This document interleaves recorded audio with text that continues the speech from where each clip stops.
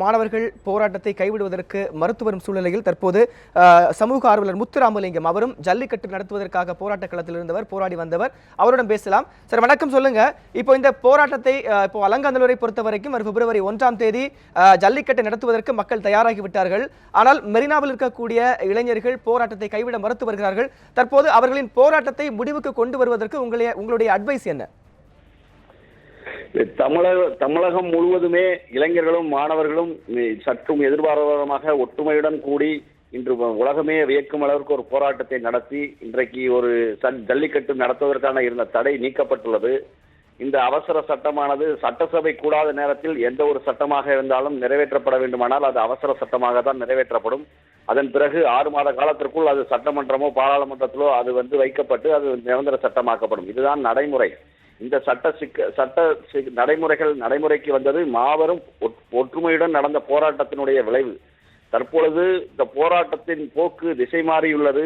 இதிலே சில சமூக விரோத செயல்களால் வன்முறையாக மாறி தமிழர்களுக்கு மிகப்பெரிய ஒரு அவமானத்தை ஏற்படுத்தக்கூடிய ஒரு வடுவாக மாறிவிடுமோ என்ற அச்சம் ஏற்பட்டுள்ளது.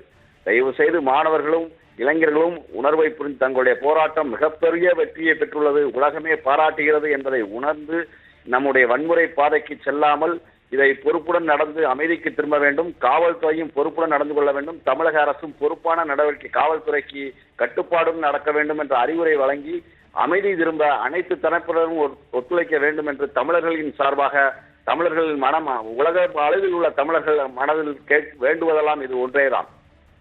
ஏற்கனவே இப்போ பல இடங்களில் போராட்டங்கள் கைவிடப்பட்டிருக்கிறது. சில இடங்களில் அதற்கான கைவிடுவதற்கான பேச்சுவார்த்தைகள் நடைபெற்று வருகிறது.